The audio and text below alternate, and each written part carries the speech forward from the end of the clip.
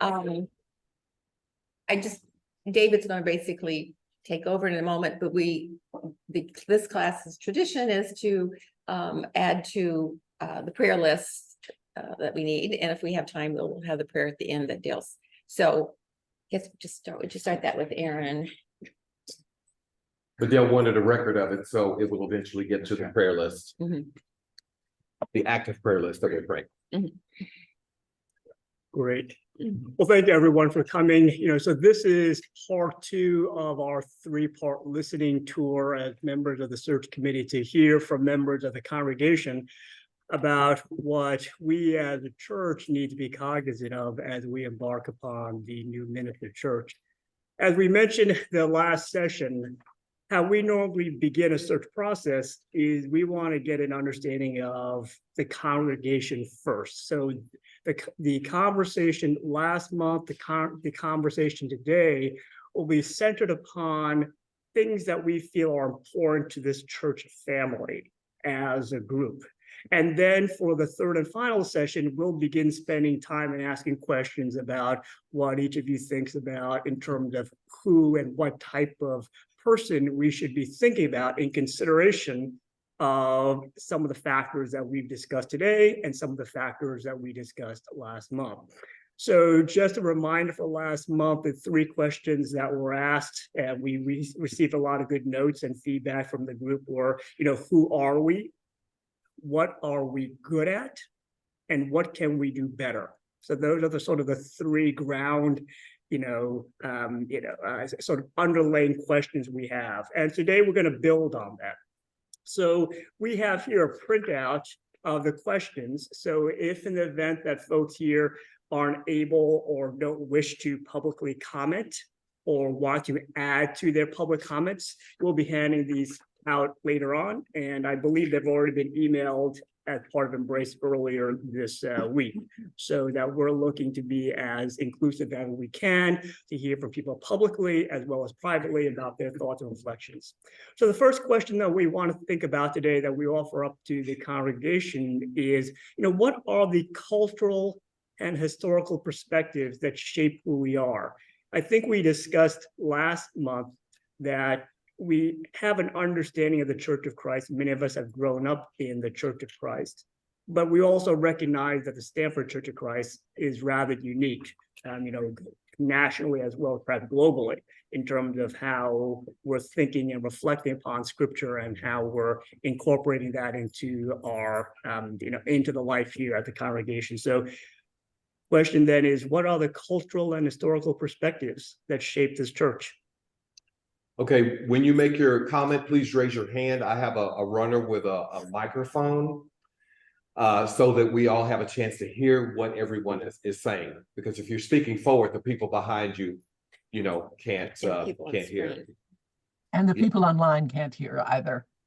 Right.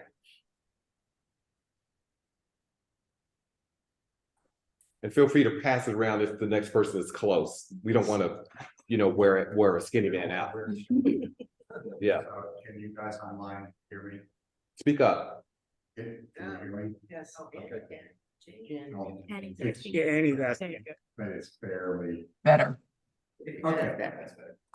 So I guess what I would say about that is that I think our objective as a church is to look like the community that we live in. And if we don't look like the community we live in, then something's wrong. It means that we're excluding someone. So I think that's incredibly important. And I think the Northeast in general, but this New York metro area is probably the most diverse melting pot in the country. And I think our objective and our focus should be on doing things, including hiring ministers, that help us to look like the community we live in. And that was certainly the goal of the beginning of this congregation. Even though they brought a bunch of Southern transplants and tried to create a Southern Church of Christ in Stamford, Connecticut, Jim Pounder's overall vision for this congregation was to look like Stanford. Thank you, Scott. For me, I think it's very important for us to, we have a number of ministries that are designed to, help us achieve different objectives. So I think it's very important for us to keep, our long-term or short-term goals in mind. We have the, ministry that serves, you know, the homeless on a regular basis. We have efforts to serve, young people with Vacation Bible School, and we have a number of other programs that are important parts of our ministry. So I think it's important for us to keep those in mind. We plan and find someone who can lead us in those efforts. Thank you, Sheldon.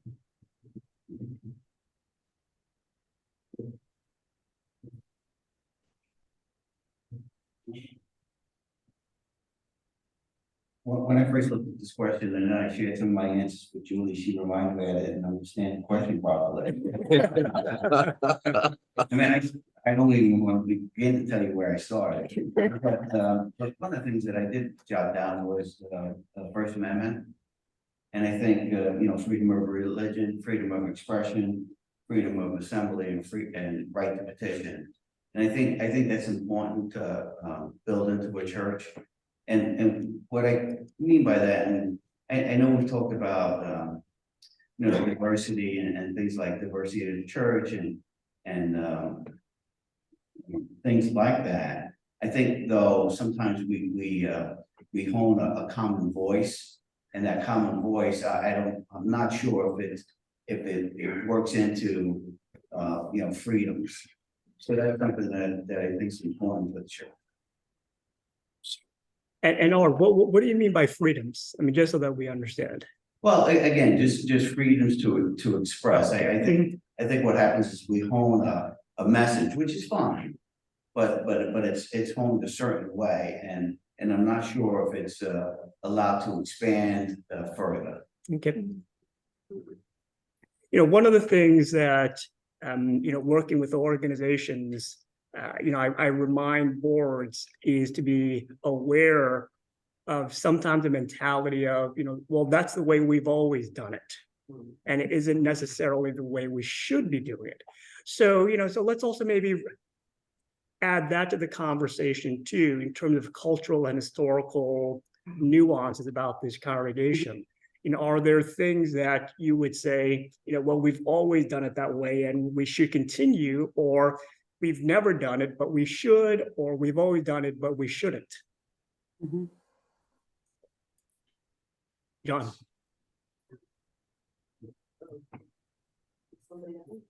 John, Oh, Oh, okay, well, that, what Art was saying sparked an idea in my mind.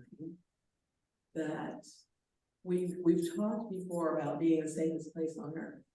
And I kind of take that to mean, rightly or wrongly, that it's safe, and I hope maybe we need to explore whether everybody feels that way. Safe to bring up an idea that doesn't necessarily agree with what you gathered from other people. Safe to just be yourself and not try to fit in, and exactly like you were just saying, because that's the way we've always done it, is, to me, I don't know, just not kind of anti safest place maybe. Because what seems to me to be very safe, this is very similar to the church I grew up in. So from the very first moment, Sylvia welcomed me in, I've always felt safe and welcome and loved. But maybe we need to have somebody who can help us think about whether the atmosphere feels like that to everyone. And who might feel excluded or not safe or not comfortable. and I think John in the back. Oh, and so maybe Annie, then John. Okay. Am I on? Yes. You know, listening to what everybody's been saying, I think this is sort of a conglomeration of what David and Sheldon and Scott said. So we don't want to just do things because that's the way it's been done, unless that's the way it should be done, based on the reflection of our community, to bring in Scott's point. And Sheldon pointed out the numerous ministries. And, what I said last time was, this church is extremely open to that. We're open to considering, we're open to, helping and supporting. But at the same time, we are a small church. Are we spreading ourselves too thin? And I'm not suggesting that we take any ministry away, that all I'm suggesting is that perhaps we have this opportunity now to look at what we do and say, is this the best way for us to use our energies, especially given the fact that we are small? This is a time of COVID. We're still post-COVID. And so that we can be as effective as possible with the energy and the talent that we have available to us. And one other point I'd like to make is, one of the things that I think help us stay connected to the community very well was Marketplace Forum. And I know Tony was the leader of that. And if there was one ministry that I would like to see come back, and I hesitate to say I could be part of it because I don't know how connected I am, but I'll do what I can to help out in that. That's a ministry that I think helped our community stay connected to the global and even local concepts that were important, that were going on in the world through a Christian eye, Thank you, Annie. John? I hope we continue to be long-term thinkers and recognizing that we stand on the shoulders of generations of people who've come and gone here. Many people I've never met, others here have never met, but they made contributions. They built a church, they built a church family, they built a presence in the community, and they invested in the future of the Stanford Church of Christ. And so I think we have to be careful stewards of what we've been gifted, and we have to find ways to carry those gifts forward and expand upon them for the greater good of the body of Christ. Thank you. And I think it is interesting to think about what John just mentioned about this congregation being long-term and deep thinkers. We've been blessed with really great scholarly minds. And I think all of us have benefited from that. And that's probably part of our history, is that we've taken a very, very deep look into scriptures and have opened up conversations and study to think about how we as Christians behave and act in this greater world. And coming from a very traditional Church of Christ, that's refreshing, because oftentimes it had been, could have been the same lesson you heard 10 years ago, but just rehashed because whatever. So that's important to us, I believe, at least to me. I'll speak for myself, but I'm sure the other members of the committee and the elders feel likewise. Yeah, Julie. Yeah. I was gonna say, one of the things that just struck me is, I was thinking about this question, is this church has definitely been influenced by the core group of people who've been here for a long time. And the individuals matter, and I think that's really hard to take away. It's gonna, we do music the way we do because of Eddie in a lot of ways. We probably have an approach to social justice because of Debbie. We have an intellectual approach because of Dale. We have a ministry in Haiti because of you. Yeah, and so you can't take away from that, but it's really hard to extract that. And I'm not saying that you should, or we should, but it just plays a role. Just that we are who we are because of who we are. Well, the things that we're involved in reflect the individuals that we are. Yeah, I was actually going to say that, Kim Bohan, we've been, open and affirming, Kim Bohan has been an integral part of this church. I don't, might have been a different answer. There's real individuals that have shaped who we are. And that's not good or bad, because that just is the way life works. We do shape each other by what we do and what we don't do, and what we say and what we don't say. And I think each of us should just acknowledge that each of us have a presence. and have an influence from the quietest person in the audience to the loudest. Yeah.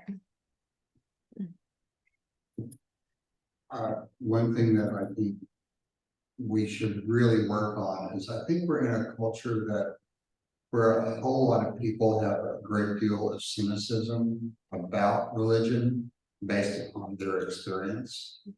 And sometimes we don't, there's an antidote to that, but sometimes when someone who has that experience, that a bad experience with religion comes in, they don't see a genuine, transparent nature of the people here. And I think that's the antidote to cynical religious experiences, is to be genuine.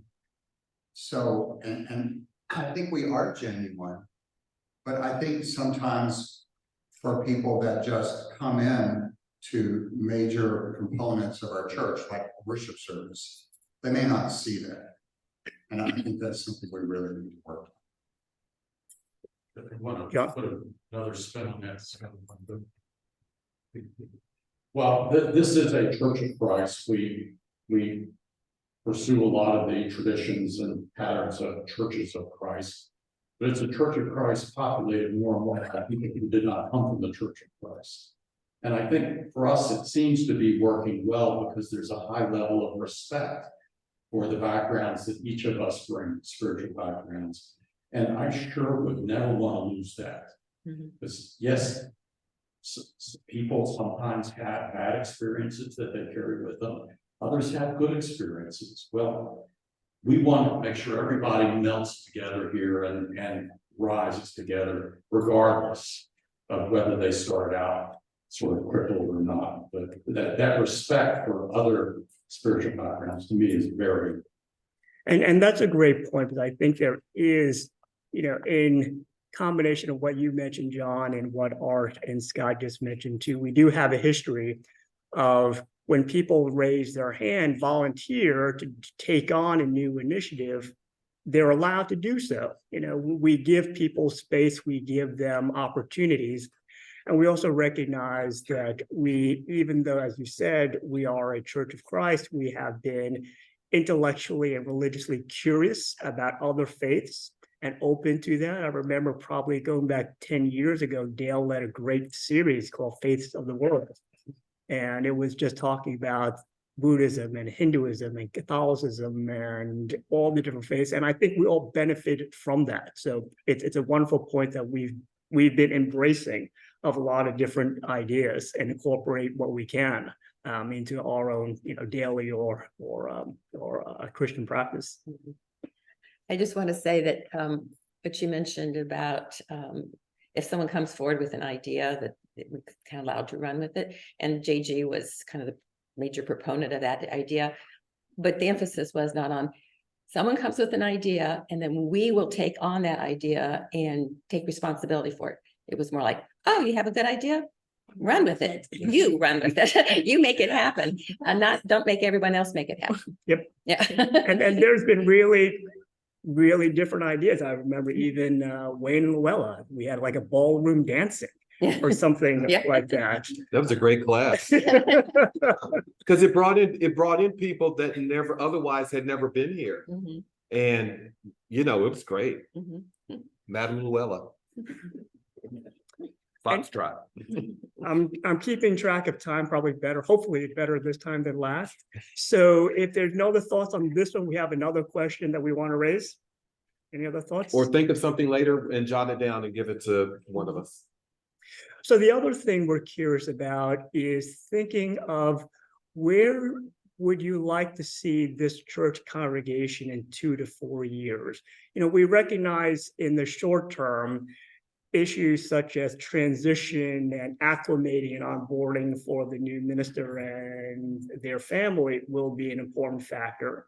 But then after that honeymoon period, what are the objectives that you would like, or the goals that you would like to see this congregation achieve? In some management issues, we call them the BHAGs, the big, hairy, audacious goals.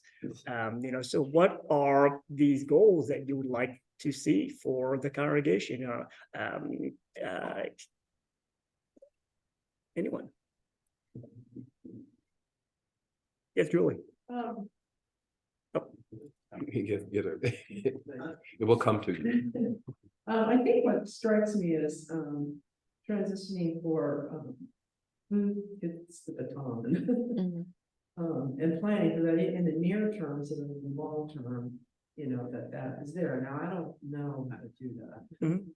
But, you know, we're an older church, you know, in 10 years, we're gonna look a lot different. And I'm hoping that they're that baton people coming along, and how do we cultivate that, and also cultivate that in those who are here, and how do we bring people in that can be those people.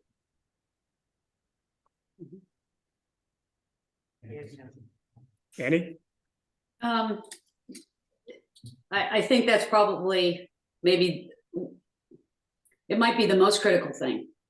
And I don't know how to do it either necessarily, but thoughts I would have are, talk to the newest members, the people who've come in the last 12, 18 months, and say, you know, what drew you here? What drew, or 24 months, you know, 2 years. What drew you here? What made you hesitate before you made the step? What keeps you here? What makes you think you might not stay here? I mean, if we're going to try to get new blood, we need to know what that blood, we're the blood, and we've been the blood for a real, people who are all on this call have been the blood for a really long time, and it's beautiful. But, you know, if we need new blood, we need to know what that blood wants and feels. And I also think, you know, the 30s and unders, we have to find out what keeps them, same questions, really. If we're going to draw from the community, we're going to be drawing from people who aren't here, who don't know us, just like the people who recently came, or the people who are coming into that world that we're talking about, which are the young people and the newer people. And I think doing that will assist with helping to make that plan. And on the other side of that, what can we do as the old blood, as the mentors? We could do just that. We can be mentors. We could, like, I'm absolutely willing to be a mentor towards, I taught for a while. If for some reason there's an LGBTQ question that comes up, I'm happy to be a mentor with that. I'm happy to be a mentor for someone who wants to consider doing worship team. And I think us creating the welcoming and transitioning, and then tapping into that on the other side, I think that's how we draw it in. And it's kind of how I do it in my business, you know, as a personal trainer. And I promise I'm not going to ask all of you people to do 20 push-ups, but I'd like to. No, just 20. Just 20.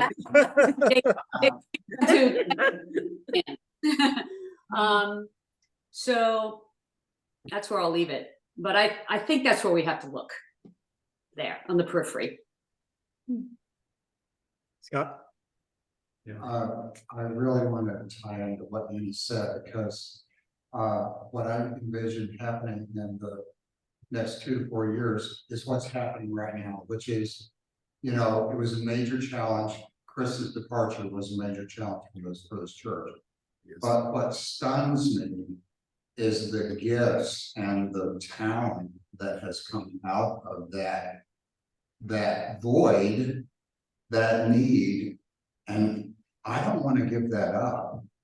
I don't want us to sit idle and waiting for a senior minister who's going to come in and tell us what we need to be doing. I mean, we don't need to be sitting idle. We need to be moving forward, knowing that whoever comes along is going to have to get up a good run or a trot to catch up with us, to not bring us from behind. Mm-hmm. But we're going to be out here, and we're going to need someone to come and meet us, you know, and by the time they meet us, they're going to be running too, you know. So I don't want us to give up this thing that has come out of a true need. I mean, if you talk to people about who are profoundly gifted at something like public speaking, mentoring, whatever, you ask them about how they became that person.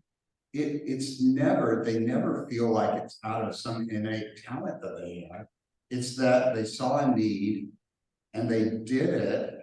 And that's how they develop the skills to do amazing things that they do. And so I envision our church in the next 2 to 4 years cultivating all of those talents and skills that come along with staff in ministry that's hired and paid by the church. John?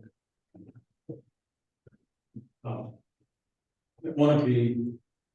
want us to be a church that focuses outwards. I mean, we come together on Sunday, we hug each other, we say, how you doing, Merry Christmas, all this stuff. It's all well and good. But we're living in a world that's more and more challenged in deep and profound ways. And my hope is that we pay more and more attention to those challenges, to social justice, to the things that divide people, the things that hold people down, or the things that make us angry. And be willing to say, I can make a difference. Even if I just behave a little bit better outside of this church, that's better than it might be. But I want us all to be challenged that way. Because we're in a complex time. And I only see it getting more complex. And the only way, or one way perhaps, that we can create a better world is to band together for a greater good. So. Thank you, John. So one of the things that's, when leading and recruiting folks, oftentimes we find it helpful to recognize what motivates people to take on new roles. And in senior leadership positions, what motivates people isn't that you have a vacancy, isn't that you have an organization that wants to just continue plodding along. What motivates people is you tell them that there's an opportunity for them to do something special with this entity. You have a senior executive, they're happy, a senior minister, they're happy wherever they are. We need to be able to think about what makes this opportunity in Stanford exciting for someone. Because we have a goal, we have this thing that we want to create. So if we think about that in terms of, again, looking at this question, what are those things that we can say we want this congregation to be doing? Yes, we understand we want to be inclusive, we want to be a safe space, we want to be reflective and cognizant of the environment around us. But I want to push a little bit here, what would you like to see this congregation, this community, what should we be doing? Well, some of the things that I've noticed, this is just my own personal observation, is that this facility, this campus that we call it, has become much more used within the past couple of years. There is a homeschool that is based here. There are 12-step programs here. There is a blood drive here. So, we've actually become a community resource. So that's something, I don't know if that existed years ago. Not to this extent. We always had 12-step groups, but that was. Yep. So these are just, I just throw that out to the group in terms of thinking a little bit about those BHAGs, about what we could be. Yeah. I forget which one of you said that we need to know who we are and where we're going and who we want to come in. And are we looking for, we want actually someone to join us in our mission. And so we have to be more defined in the mission and make sure that mission is challenging to a new person. But we're not like, we have to communicate that we're not just a lump of people that need somebody to come in and direct us. We're not sheep that don't have a direction. Yeah, we're a sheep that we're a flock together and we have direction. We know who we are, what we're doing, we just need someone to kind of join us and help us expand that. Am I hearing you all right?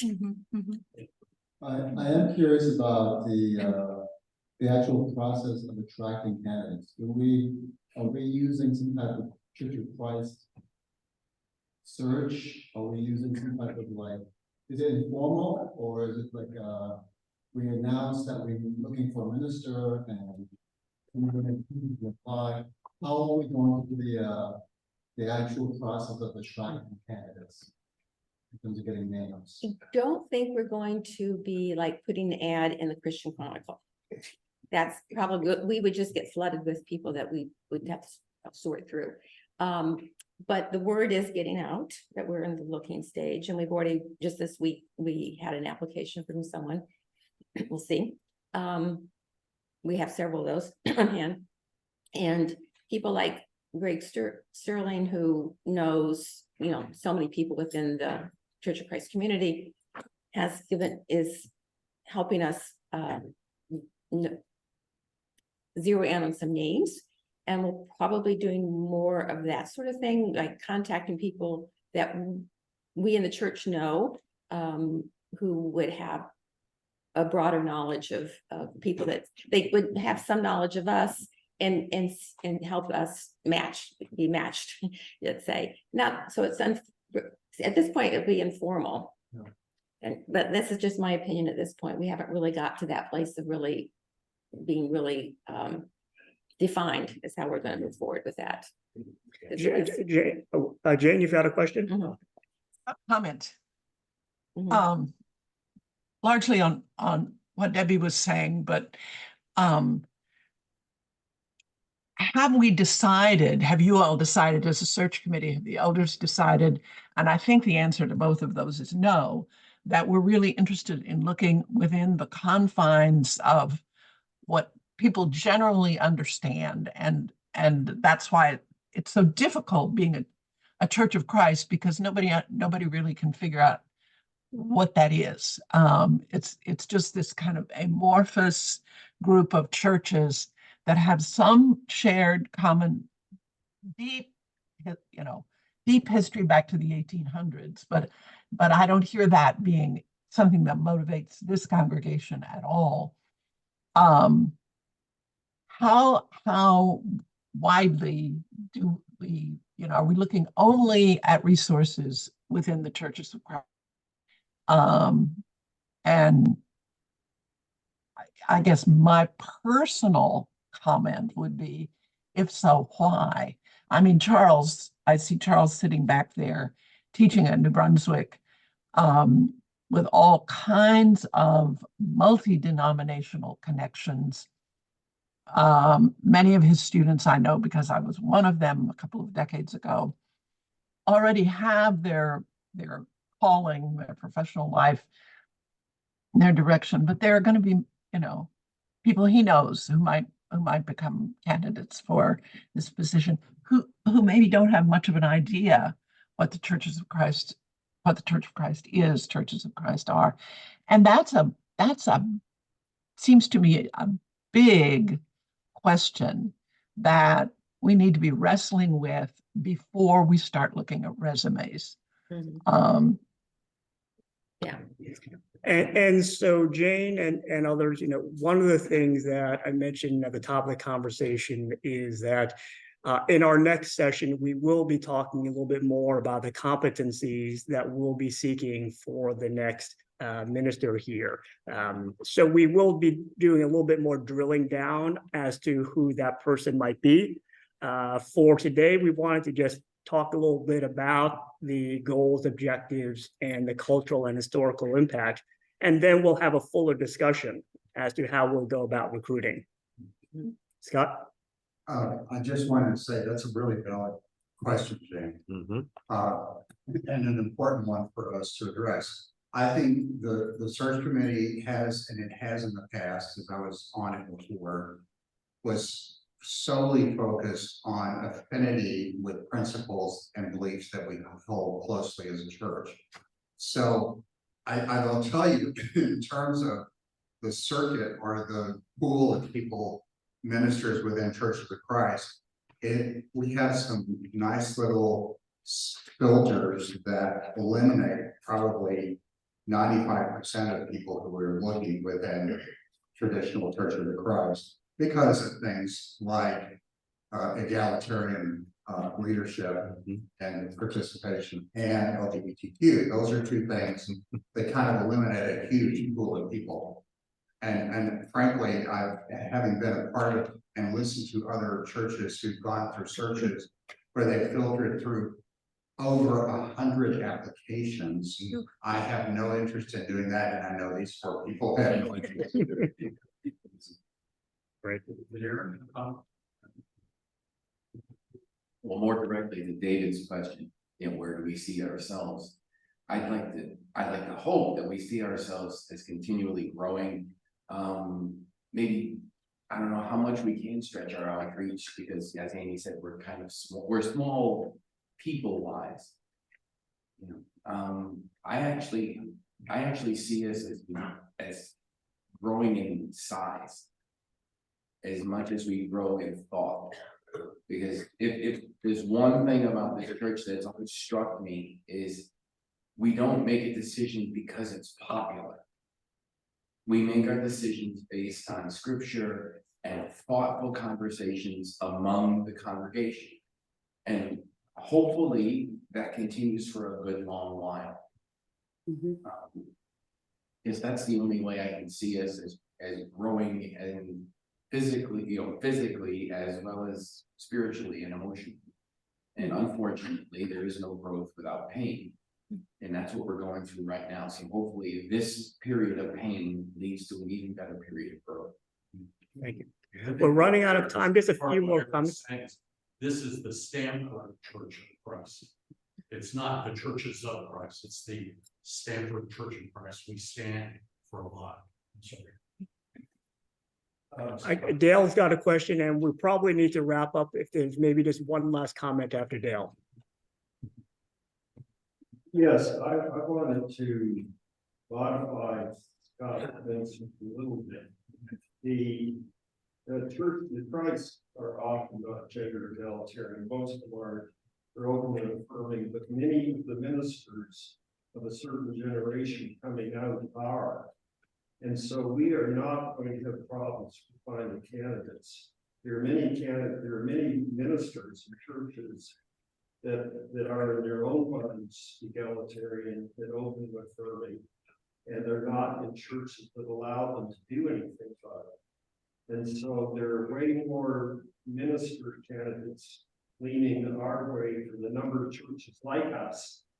Very small number of churches like us, a whole lot of ministers who would love to be here.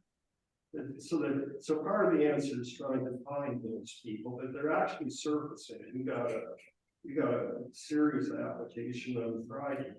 I don't think it's probably the direction we're going to go in, but it's a person with substantial experience and so on. The other thing I would say is, I don't think we'll have any problems attracting somebody who is drawn to the distinctive qualities of this church, which are, to me, there are 3 of them. And one is gender egalitarian, and one is open and affirming. The third one is gospel, that we actually believe in. Could you say those again, please? Gender egalitarian. Speak up. The third one, Jane. All 3 of them. All 3 of them. Okay, all 3. All 3, gender egalitarian, open and affirming. The third one is gospel, which is the notion that we believe in forgiveness, we believe in grace, we believe people get second chances. We don't write people off for casual mistakes. We believe in freedom in Christ and in gospel. But what I want to say is, when we attract that kind of person, we also, there's a temptation of such a person coming in to also want to make their mark, and we want them to make their mark. But here's what I'm struggling my way with. which is, I think it's important that someone come in here who recognizes both the power of the pulpit and doesn't abuse it. By which I mean, the pulpit is asymmetrical. And for the many, by which I mean, preacher is up there saying what they believe, and we want them to say what they believe, but it's not a dialogue. And the person coming in needs to know that. There's important issues discussed in the church that would call for dialogue. Those are classroom issues and should be talked about in classrooms. But when a minister comes in and perhaps wants to, I don't know, politicize the pulpit, that can become a problem. The minister has to respect the power of the pulpit and not abuse it. And so you bring in someone who is a justice warrior. Good, fine. But the danger of that person is that they cross lines in the pulpit, which create dissent out in the church because people can't, they can't retort to something they just heard. In the classroom, they can. In the classroom, there's a much greater latitude in what can be discussed, and we do a great job on that. But the power of the pulpit and not abusing it. Right. I think we're probably just out of time. And I don't know. Well, first, someone's pointing. Yeah, Real I quick, thank Eddie. you for taking this. To me, what Dale's saying is we need to present to a new minister that we want a quarterback, not a coach. And whoever brought up about joining us on the run, where we're creating, you're joining us in this. This is something, Aaron brought up painful. Yeah, painful, but what about joyful? This is a joyful time. This is a creative time. Yes, it could, of course, there might be pain in that, but let's talk also about the opportunity and the joy. That goes all the way back to what David said when he started this, the last time we spoke, when he first started to make his comments. And the last thing I want to say is when I was talking about talking to new people, that new people are here, but we, all of us as congregants, can talk to people who go to other churches. Why do you go to that church? Why don't you go to another church? We can talk to people who don't go to church and say, why don't you go to church? We can understand what they need too. This isn't something that we're pawning off on the search committee or the elders or the deacons or anything else. It's all of us. And, while perhaps we can't take 150, people's worth of comments and, distill them down, we don't have that kind of time. I think it's important that that's one of the ways that we become involved. So all the little tentacles have to become connected to the community. And we can we could be part of this creative, joyful process, and it will work because this church has worked. I've been to this church for almost 30 years. This church works. And as Scott says, we're going to keep working. And that's a joy, guys. That's a real joy. It's an honor and a joy. And that's the message we have to somehow get out, whether we say it plainly or we do it in our stride. Great. Thank you, Annie. Just one last thing, so we do have the printout of the questions. If anyone wants to fill them out and give them to members of the search committee or eldership, that'll be great. Thank everyone for their comments. We have the third and final session of the listening conversation taking place, I believe, the first Sunday, or maybe the second. It is 7th of January. And just like before, the questions will go out in embrace prior to that session. Dale, if you want to lead us in the prayer. Wait.